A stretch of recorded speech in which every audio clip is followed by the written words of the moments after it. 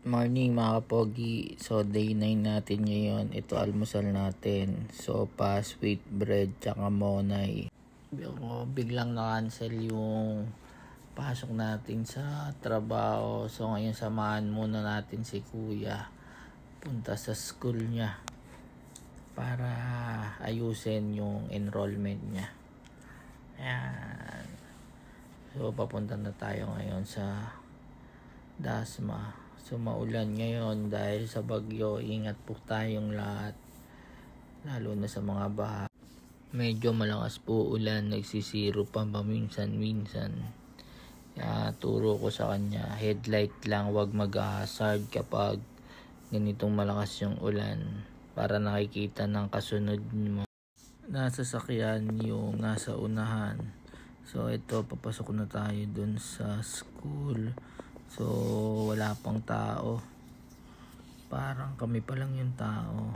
Ayan. So park muna tayo, then after park punta na tayo dito sa may building para ayusin yung enrollment ni kuya.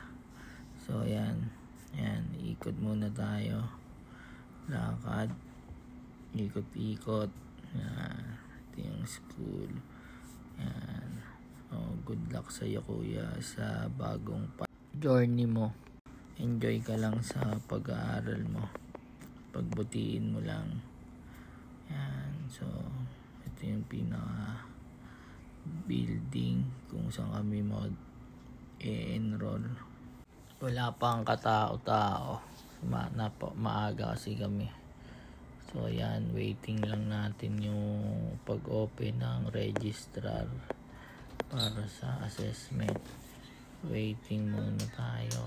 Ayan, selfie muna, video. So ayan yung waiting area ng registration.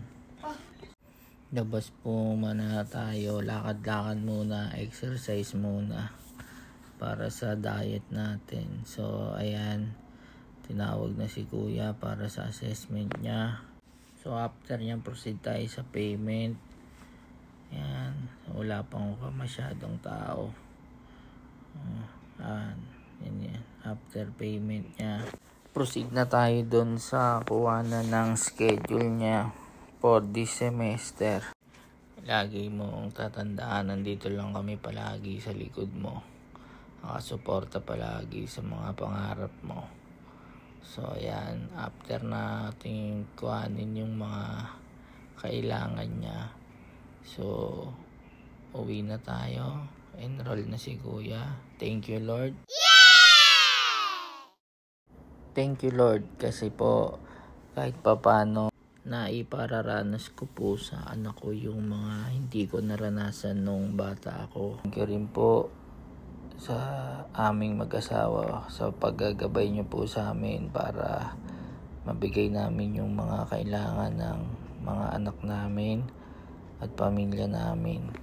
Gabayan niyo po sana kami sa araw-araw at bigyan ng lakas sa araw-araw din para magawa po namin yung mga bagay na kailangan at gusto po ninyo at plano para sa amin po. Marami pong salamat.